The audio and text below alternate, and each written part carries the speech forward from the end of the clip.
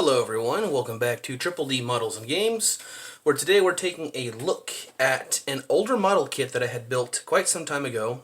This is Tamiya's 1/35th scale Hanomag, as they call it. So this was the classic armored troop carrier for Nazi Germany in World War II. This, of course, is iconically featured in Call of Duty 2 for the Xbox 360 as being like the thing that you could not shoot for the life of you. Ah, it fell off. That's funny. A thing you could not shoot for the life of you.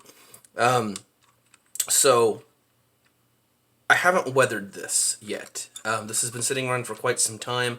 I did just apply satin varnish over everything because today we'll be using some MiG ammo, the mud set. So it'll be thick soil, turn dirt, and moist ground. And so we're going to be using a bit of those to help weather down this area.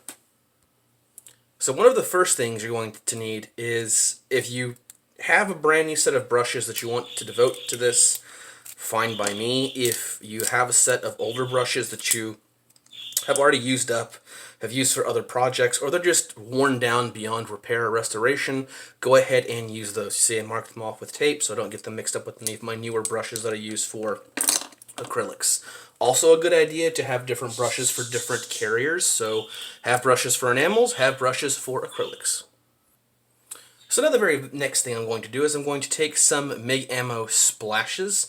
This is medium density mud, meaning that this is more liquidy. This is still enamel based, but this allows you to get a more wash-like effect over everything with turned dirt, or AMIG 1753. And I'm just going to be applying this to some of the fenders, the tires, the wheel hubs, the running gear, and then of course the inside here, where of course soldiers would be walking in dirty mud.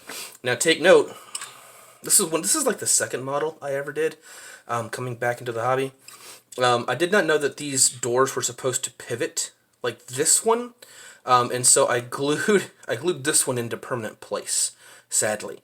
When I tried to twist it to undo the bind from the plastic cement that I used, I was able to turn this one freely, pop it out, sand it out. This one I was not, and so I broke it, had to fix it in place with some Tamiya putty. But I will cover that up with some weathering stuff in just a moment. So I'm not going to be too worried about that. Plus, this will be closed most of the time, so you won't really see it. But I will keep these doors closed for now as I start to hit the exterior.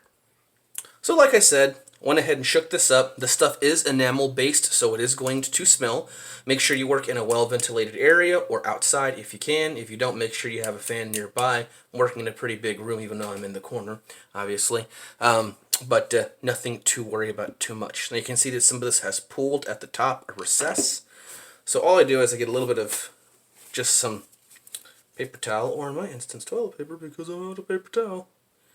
Take a little bit off the edge, that way it doesn't mix up with the rest. And as you can see, this stuff is pretty thick, so be wary of that. This stuff is really thick. Okay, so now with that all wiped off, we're just going to take a small light layer of this on a dried brush. And I don't mean the technique, I mean an actual brush that is dried. I haven't dipped it in any water yet, because this is enamel based, and I want to have a thicker consistency than normal, because I'm not really splashing it, which you can splash it if you want, but I'm going to be layering it sort of like a wash. This is this is actually some palette paper from the Masterson Stay Wet palette. Of course, this palette paper is too thick for hobby acrylic paints. The way you treat it, you boil it, it's just too thick. It's not porous enough to allow enough water to go into hobby paints in such a small quantity to keep them hydrated. So I use parchment paper. But they're really good as a mat for being able to help out doing this kind of stuff. Makes it really nice. So just going to get a little bit in here. And I'm going to go directly from the bottle. People say you shouldn't get all the way up to the fennel up here, but I'm not too worried about this. And the first thing I'm going to do is I'm going to apply a small layer on this very shiny metallic grate. And we're just going to make sure we saturate that up underneath the seats.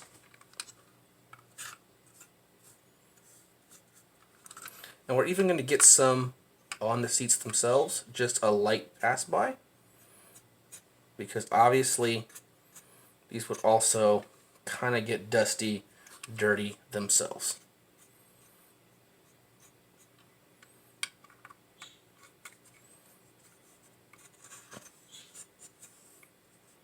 Okay. I'm also then going to now open up the hatch, or the armored doors. I'm going to brush just a little bit on here as well, on this tail, and we're going to flip this guy over and get some on the bottom of the door panels as well themselves, and on the very bottom of the inside of the door panels as well. Then with the remainder that's on my brush before it has dried, I'm just going to kind of go over some of the wheel, or the running gear and the main front wheels, as well as up underneath some of this just before this dries out.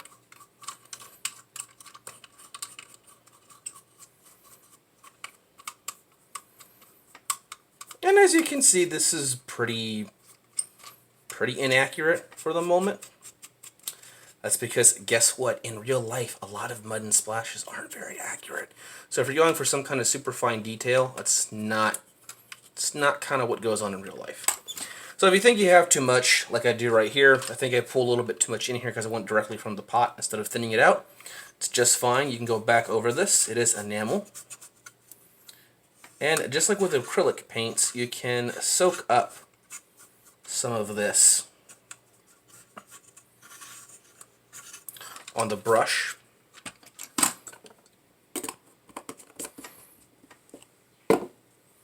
Go ahead and rinse it off. Plain water will work. It won't completely decontaminate the brush, but it will work to remove the majority of this here. And I do have a small cup. Now normally you would use odorless enamel thinner, but since that stuff tends to be rather expensive, I'm going to use regular lacquer thinner. I do have the Mig Hymenis stuff, but I use that predominantly with some of the paints. Oop. I hate when that happens. Small problem with this stuff is it doesn't like to go directly from the bottle. There you go. Get a little bit of spillage, it's not too bad. Should be alright. And yes, I know, I should be wearing gloves with this. I prefer to freehand it. So sue me. A little cancer never hurt anyone. Yeah, okay. I'll stop. So now that's set in the water for a little bit. You can see that it does, you see in this cup here, it does come off, or it will come off. But it's better to go ahead and wipe the excess off on a napkin and use the thinner to help clean this up. This is predominantly why you want different brushes for different paint carrier types. So you want to have enamel brushes devoted for enamel paints and brushes devoted for acrylic paints, because you really don't try to mix the two, or you want to try to not mix the two. Because acrylic paints typically use water as the carrier, whereas enamels will use lacquer.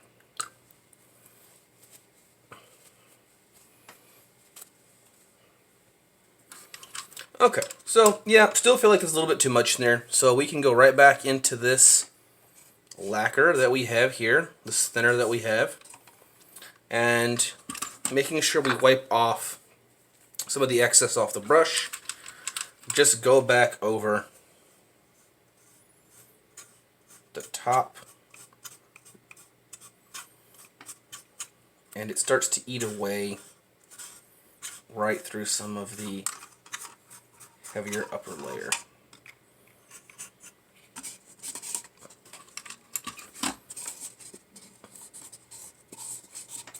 Remember that modeling isn't an exact science, and while it requires some form of self-control, there's always a way to go back and correct your mistakes. Unless you varnish. in which case, good luck with that.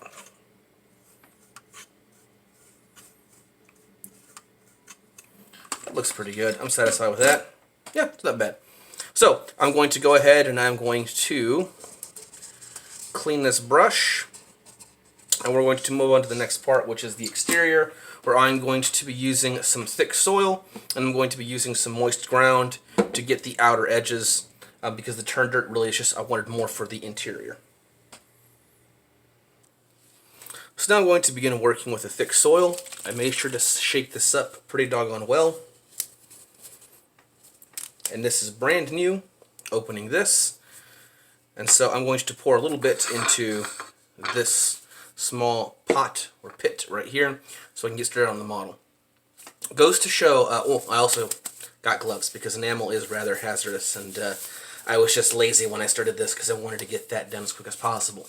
Goes to also note that if you were ever going to be mixing enamel and acrylic paints, so everything inside the interior is acrylic. And so enamel, usually the lacquer, the thinner that is in these enamel paints is going to eat through acrylic. So if you have an airbrush on a layer of satin varnish. Gloss is too gloss, will make these paints kind of run off of the surface. Matte is too matte, sometimes won't let them flow enough. Satin, I find, is just right, but it depends on what you're going to be using this for, or what you're going to be painting over the acrylic paints. If you go directly onto the acrylic paint without any kind of sealant over it, it may have a chance to eat through that layer entirely, depending on the intensity of some of the other weathering products or other paints you're putting over it. And you don't want that to happen because that can cause flaking and chipping. So, with the exact same brush that I used before, because I'm an absolute idiot, I did clean it off well. Also helps if you have plastic cups, use plastic cups for this, but I do have this old mug, and so it is already ceramic, and it is enameled already with a glass kind of sealant to it. So if you get enamel paints or you get acrylics or whatever, it'll stain it, but you're not too worried about it. They usually scrub off just fine. So I'm going to go ahead and pour a little bit of this in here. I feel like that's all I'm going to need, and I'm going to take off the excess off the side. I strictly take the excess off these sides when I pour. Even if some people think it's a bit wasteful, you should pick it up with your brush, just so that way when I close the doggone things, they don't stick super heavily, because then they will get really hard to open back up again, and then you pop, and paint goes everywhere. And I do have quite a few... well, that's in the way, but I do have quite a few different pieces that are up here on my desk as well, so I don't want that to happen. If you say I shouldn't be modeling around this, I like to have stuff to look at other than the thing that I'm modeling, but I'm kind of in an enclosed area because this is an apartment and I don't have a lot of space. So we're going to hit the running gear. Can close that now. We're going to hit the bottom running gear, the tires, and up underneath where there should be some heavier mud splashes. I don't want to put this completely over on its side because this gun is rather flimsy and it could break off at any moment. So here we can see we already have a small layer of some of that turned earth that I put on before, just very lightly. So same thing, this is now a wetter brush because it's been in there. But just going to pick up a little bit here. And I'm just going to slowly and very specifically go over some areas.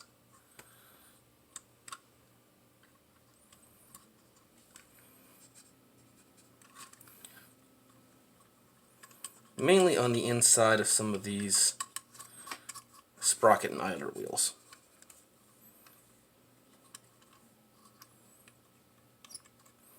Now if it looks a little heavy at first, don't worry, because it will always come down as it dries.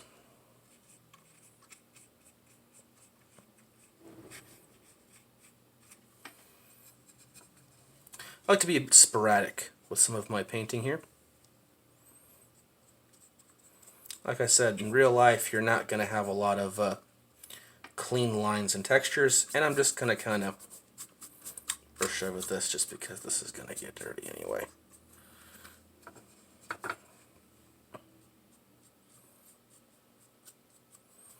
This could be covered in absolute filth. There's a bit of white here where I didn't fully cover with base coat. And this is one of the fun things about adding all kinds of washes, details, and weathering, is I can go right over that, if I want, if I feel so inclined, with some of this, and it hides it just perfectly. So I'm going to get all the rest of this, and we'll come back to the next step, which is the heavier mud. Now, very quickly, one of the best things you can do with these soil products is that you can layer. So you can layer up further and further until you reach your desired, I guess opacity is a way to say it. Similar to most other acrylic paints, you can build layer on layer. However, with each additional layer, you're slowly building up texture as well, because there are textured pigments and lumps in a lot of these different MIG ammo products. And so here you can see it starts to get thicker and thicker and more pastier and pastier the more and more you put on. Or like up here, what I just did, I just went ahead and thinned out the front because I wanted it to be a bit more of a dusty effect on the top of the vehicle, or the front of the vehicle, slowly splashing upward. So I did that right there, and so a pretty good overall nice effect. The tires are nice and dusty. I am going for a muddier kind of environment. I will have to go back and do the tracks for these. On smaller kits like this, especially this, even though it's such an iconic troop carrier, I'm not going to go ahead and do a metal track. I'm going to use the very old 70s style rubber band tracks Tamiya has been using in their kits. This is a mold from an older, or this is a model from an older mold, you know, the mid 70s, early 80s. So the rubber band tracks, they kind of hook together. You know, they're better than when you had to melt them together, but they're still not super great. But I'm going to weather those on my own. Maybe I'll make a video, I don't know, but it's going to be a similar process to this. I just don't like doing them at the same time as doing the running gear and everything you see on the wheels and stuff, because if you do, sometimes they have a tendency to get stuck together, and I don't want that. I still want most of this to spin, you know, freely or semi-freely, have the tracks be able to be removable if I need them to be so. So I'm going to let that really dry and cure, and then I'm going to come back and I'm going to get some of this moist ground and put it back all over the model. Now when it comes to pigments and such, especially specialty paints, sometimes they do get rather expensive. This was a pack of 3 and some of the thick soils line from Ammo, and these are made in Spain. You have to have these directly ordered from Spain. A few stores locally will stock it, but they will charge you, in my case here in Houston, Texas, quite a bit more for them when you do find them, just because they do have to go through such a heavy shipping, and they're quite expensive. So if you don't want to go through the trouble of ordering more, and you're frugal like I am, what you can do is you can go to any hobby store and pick up some small pipettes, and you can pipette whatever you have remainder, because it is quite a bit, back into the bottle. Now, I didn't thin this with any extra enamel, and I made sure to wipe off, or any thinner, and I made sure to wipe off any extra thinner going from here to here. Simply because if you have thinned this down, right here outside of the pot, I would not suggest putting it back in or recycling it, because you've now altered the overall consistency. This I have not messed with the overall consistency. I haven't thinned this down. I haven't added anything to it. I haven't mixed it with anything else. This is just pure raw from the bottle into here onto the brush, except what little lacquer remains on here, even from whatever you wipe off. But that's so minuscule, doesn't matter once you put it back into the overall pot. So when you suck up in one of these small pipettes, make sure you don't get anything in this bell. I'm also a biology teacher, so you don't want to get anything up in this bell. It'll cause cross-contamination. These you can always soak up some fresh enamel and wash these out. So fill up about halfway and put the rest in there. And you will have a layer in here, but I'm not too worried.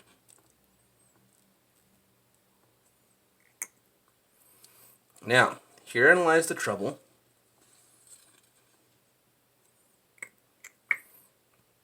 With any of this stuff, right? I got most of it, but you can see there's still some at the bottom. That's because that is the heavy pigment. That is the heavy pigment at the bottom. And look, I just violated my own rule. Oh well. I got some in the bell. Trying to clean this out. but I did want to save some of it, or at least show you an option to saving some of your paints. Because this is so doggone thick, this does have particulate in it, so you will have some particulate at the bottom. So I was able to save about half of it. And when it comes to expensive modeling compounds like this, every drop counts. And I felt kind of bad about wasting so much and, you know, the environment and whatnot when it comes to enamels, even if they are odorless enamels, which are a little bit better for the environment than, I believe, don't quote me on that, than some of the smellier stuff, because they're designed to be a little bit more soluble. But I'm going to let this dry and then move on to the moist ground. Okay, now that that has sufficiently dried, I'm going to be going in with some of the moist ground, and I'm going to use this very sparingly, because I didn't want this to get, can't talk. I wanted this to get dusty. I didn't want this to get super muddy. So, I mean, it is kind of muddy, arguably, but this is more dusty kind of texture on the bottom here that I have going on. And so I'm going to save the mud for mostly for the tracks, but I want to add some places where I know there'd be heavy mud slingage. So just underneath the fenders, underneath the very bottom, caught up in the suspension, caught up in some of the road wheels, and the idler sprocket and the drive wheel. So I'm going to go over some of that, as well as use some of these Tamiya Weathering Master powders. I'm going to go ahead and I'm going to use these, and I'm going to hit some of the gun barrel and some of the areas where this would be a bit more rusty. So, moving right along with this, this is moist ground. You can tell when I shake this, there's not a whole lot going on in here, because this is much thicker. This is the thick soil. You can hear that. This, nothing. So this is quite a bit thicker. Use this a lot more sparingly. Again, brand new. This is the seal, which did not want to come off because this was so pasty. I'm going to use this pipette to stick this back in place, because this is still enamel based. Pipettes are also good from taking fresh enamel, I just realized, and putting it into cups, so that way you don't spill, thinner, fresh thinner, and putting it into cups so you don't spill it everywhere. I use enamel and thinner interchangeably because it's the same carrier, so in my brain it just goes, "Durr," and then I forget what I'm saying entirely. So, I'm going to take this brush. It's okay if you're using the same brush for different dirt colors, because it's all going to be dirt, and dirt all mixes together naturally anyway. There's just different layers and stratifications of it. Now, this is more of a paste. This is a bit thicker. Now, you could use a spatula or a scalpel or a chisel, and you could apply it all kinds of different ways. A toothpick, popsicle stick. I'm still going to use the exact same brush that I've been using along with everything else. And this is quite a bit more of a mud paste consistency.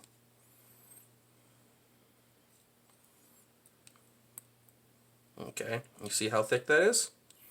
Really mushy stuff. So, had to kind of slosh in there to get it to mix. So now that all this has sufficiently dried, right, I'm just going to take a little bit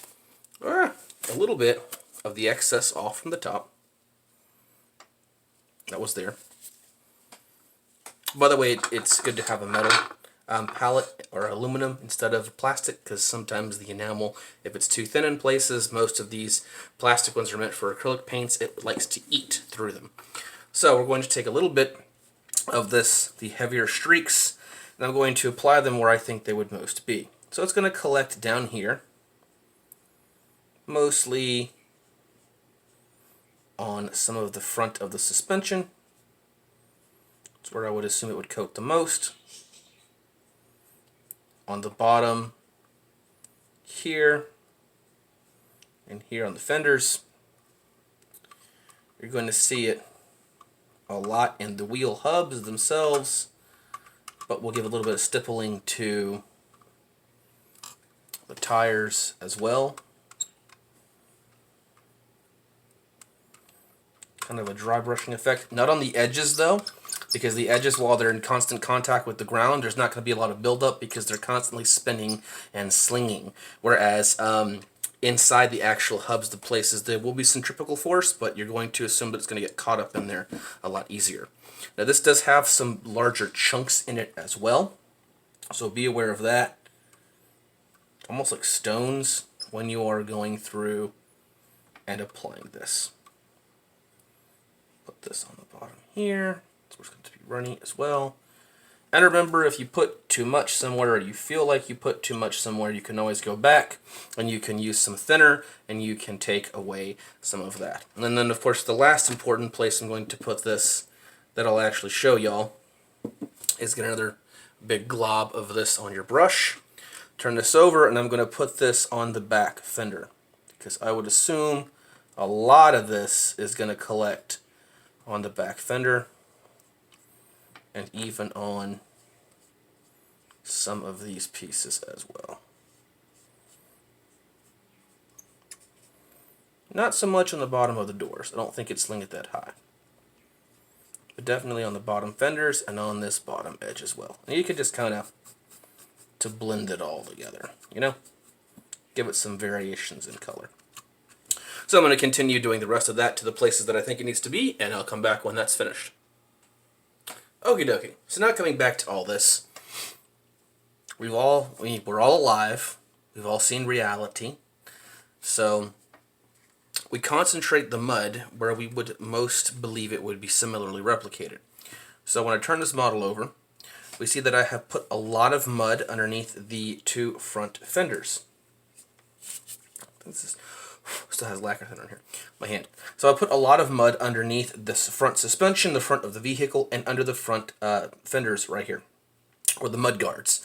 I also put a whole bunch where these main drive sprockets would be, as well as on the side of them themselves. There's more heavy mud towards the front and less towards the back. But you see, there's a whole bunch at the front, a little bit at the back, hardly any in the middle. I just did a couple passes, very weak passes that were very thinned down.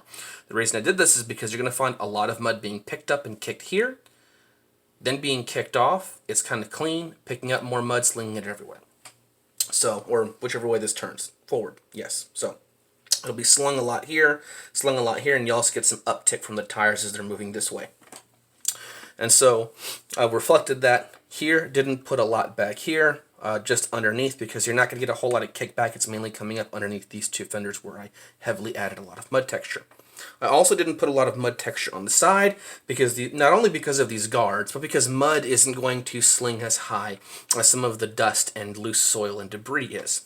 Note that I also got mud caked on heavily on the edges of these guards, where most of the mud is going to be slung, and troops might be stepping on this to get into the engine. Now, as for the engine bay itself, I'm going to be adding some finer details, like some grease and oil stains to this area, as well as some final coatings to these armaments, some soot and some things like that. But if you take a look on the inside, on the interior, what I did on the interior is I put I don't know if you can see that. Whoop.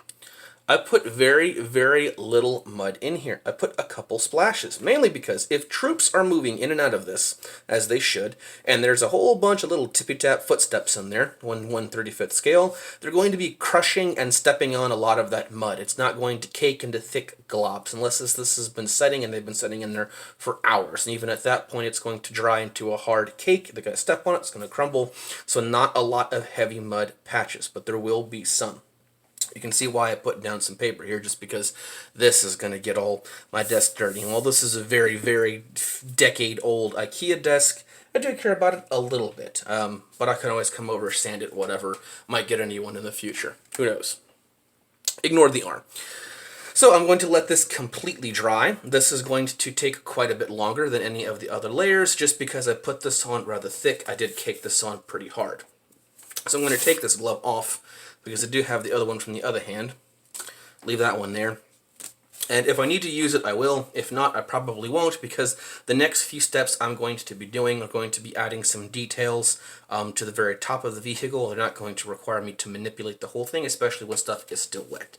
So I'm not going to worry too much about that. So the moist ground is done. Put that back in all of my supplies. And I think what I'm going to use...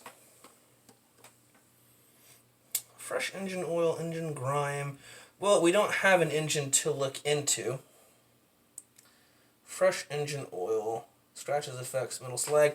So what I'm going to be using is, I think I'm going to go ahead and use some interiors wash on here. So this interiors wash is mainly for grease stains, soot stains, things that you'd put on the interior, excess lead and soot as a general base coat that you put on the interior of something, or even as a base for some of the mud like I put right here.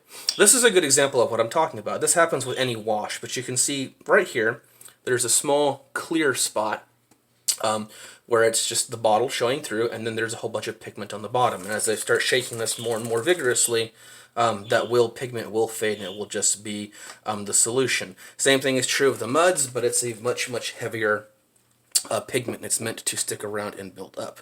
And some of these fuel stains as well, I'll probably put them around the gas intake. I don't know where that is exactly. It might be that cap right there.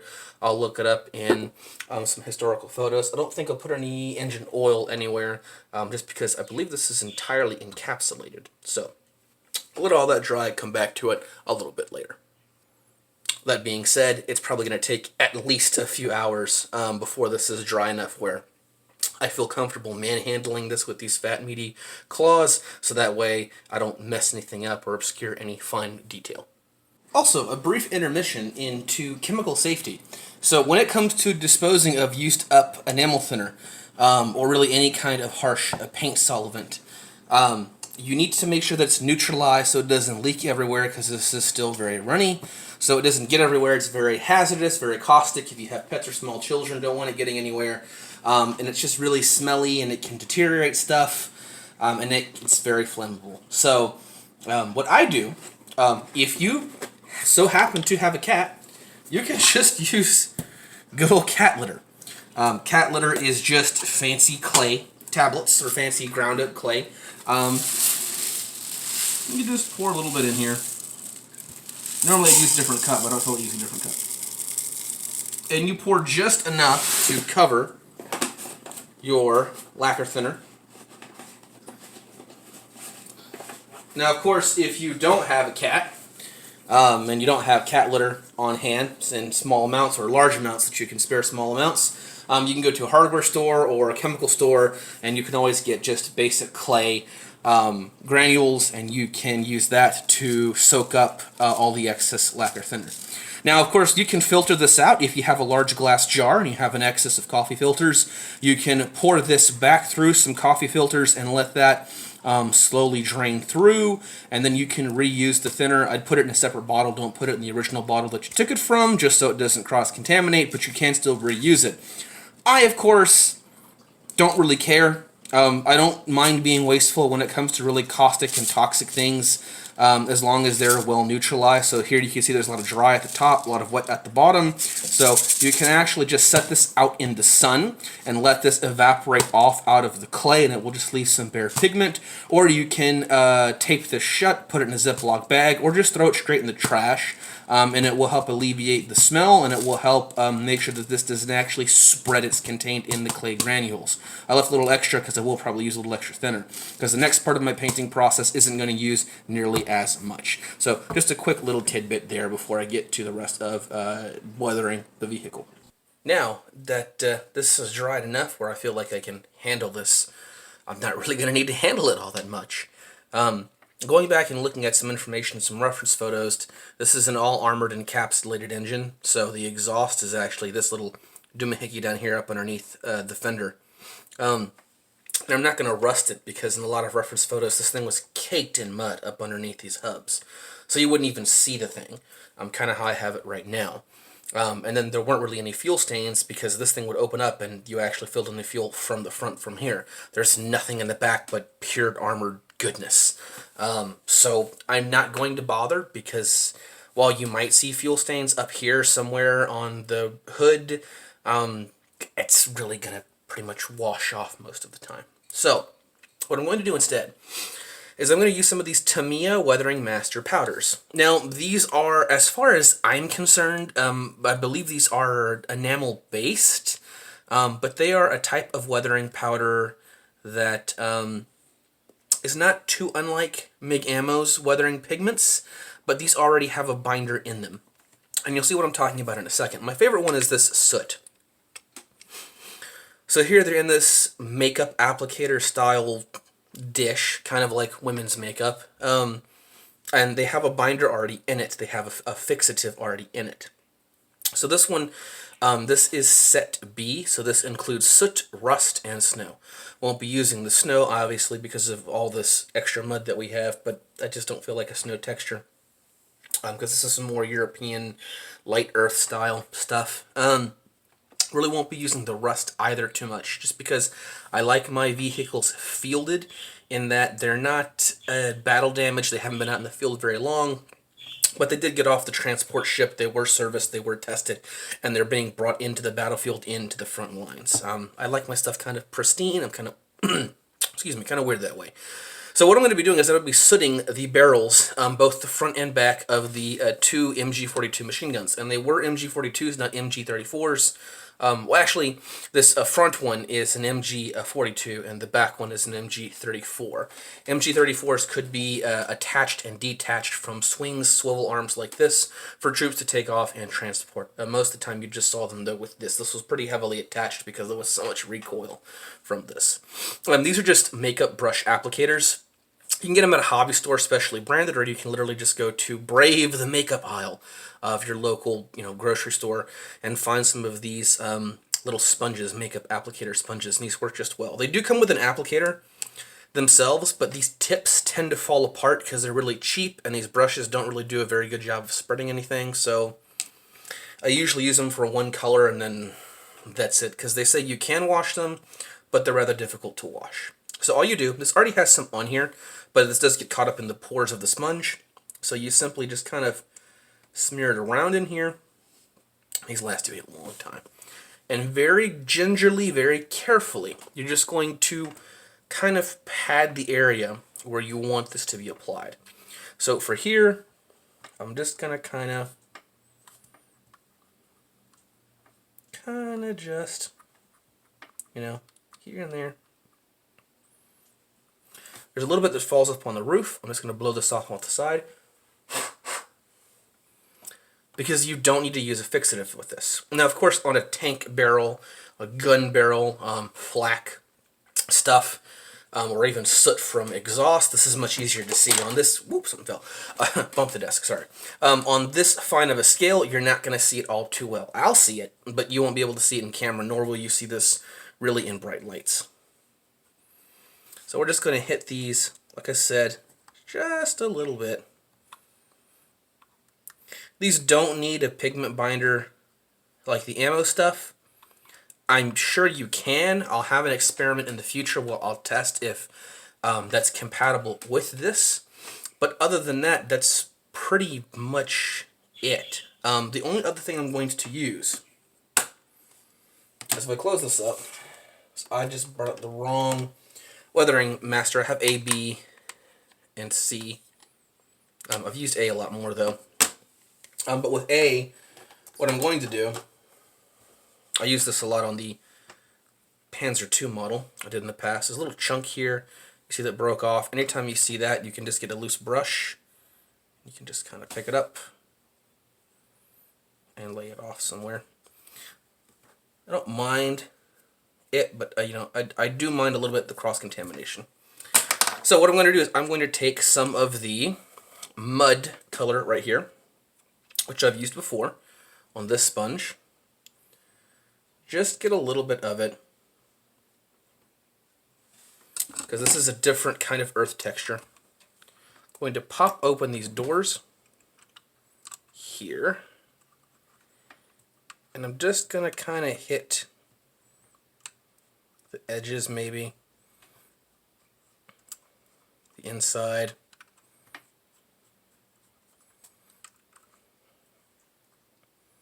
Inside of this door. Oh, it's going to have mud on it, plenty. That's good. And I'm going to hit these seats just a little bit.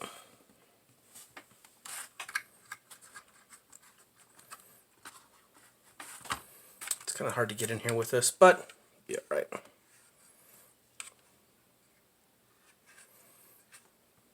And I'm just doing this because while the enamels do, the enamel muds from Ammo do come on dry, or they do dry matte and dry finish.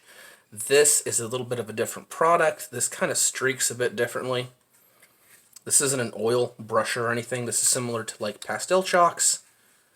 That's what that looks. And then of course I'm going to use some of the light sand, and I'm just going to use that as a general kind of dusting effect for the whole doggone thing. Mostly for the sides, and I'm not going to go too heavy-handed here. Just very, very, very light passes. Very, very light. Because this isn't going to be in a sandy environment, but nothing is truly, you know, not sandy. I don't want to use the mud because, as I said before, I do want a bit of a tone difference.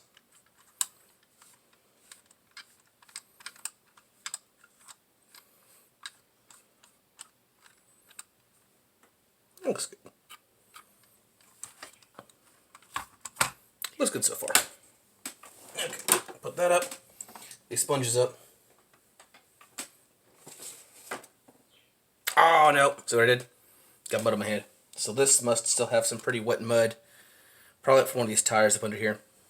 That's right. That's the beauty of sometimes getting your hands dirty. Sometimes you put mud in places you didn't expect, and that actually works out in your favor. Another quick pro tip is you can use bar soap. Bar soap gets stuff off pretty quick. Not liquid soap. It doesn't have the same degreasing properties as like a bar soap does. But I'm pretty happy with that, how that looks so far. Now, I put this in a rotating Tamiya stand. Wonder what else I can do to it. And of course, the last thing you can do is decals. Now, I believe this is from a different set, but all I'm going to use, I mean, I have so many of these laying around. Oh, no, this is from the Hanomag set. I didn't do this in the Africa mustard color, so I'm not going to be using the Africa core symbols. All I'm really going to be using is I'm not going to be attaching any of the numbers to this. I'm just simply going to be using the Werkmach, however the hell you say that. I don't know how to say that properly, but German people can correct me. I'm going to be using these simple crosses, the German crosses, on here. And then I may or may not use the license plate decals, but there's so much mud down there already, I'm not going to worry too much about it. I just want to put these as identifiers right here, these German crosses on the sides of this, and I'm going to pretty much consider this done. Now, I could also put a black wash over all this, just so that way I could have some panel lining going on, especially with the front up here.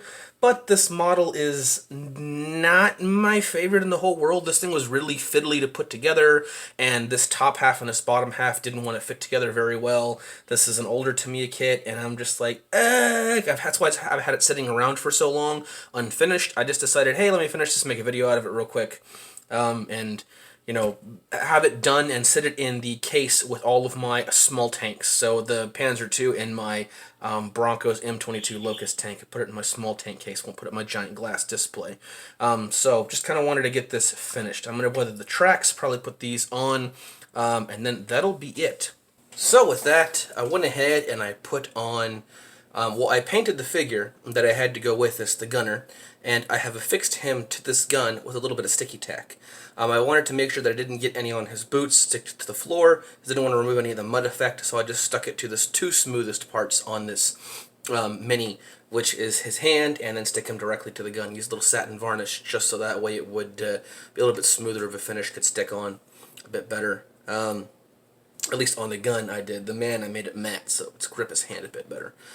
So yeah, this is pretty much completely done. I'll put some pictures in at the end of the video that are a bit more detailed, but I'm very, very happy with how this little guy turned out. So this did take me quite a long time. I did have this model finished. I just didn't get around to actually putting the decals, finishing the weathering on this for quite some time. I'm not super impressed with the model. It does have some gaps that need some sanding and some filling. When I made this, this was like my second model I had ever put together ever after getting back to the hobby. I didn't bother. I didn't have the tools, the filling stuff, Tamiya, any putty or anything like that. So I just built it as is. but still pretty happy with how this came out. This will go alongside my other lightly armored vehicles, such as the Panzer II and my M22 Locust from Bronco Models. It'll go in my smaller display case. But overall, I'm pretty happy with this thing. I think the man came out fantastic. I should have took some pictures before I put him on here, because I don't want to take him off. Everything on here is really good. I put some mud effects on his boots and his pants. Obviously not on his back, but on the bottom of his tunic. I did put some there on his arms a little bit, because he's probably been repairing, getting in and off this thing. But not on the hands, they're clean. Not on the helmet, of course, outside of a little bit of brown wash. His face is alright. I'm not the greatest with painting faces at this small of a scale, but I did do my best. But you're not really going to see it. It's behind this shield and behind the magazine of the gun. So, wasn't too worried about it. So with all that said and done, thank you very much, guys, for watching, and hope to see you in the next few videos. Like I said, this is my last long format video. I'll be doing more editing and a bit smaller projects just from here on out. I've just been doing this stuff at my workbench at my desk, and I wanted just to finish this video, kind of finish this model off. So once again, thank you guys for watching. Have a fantastic day.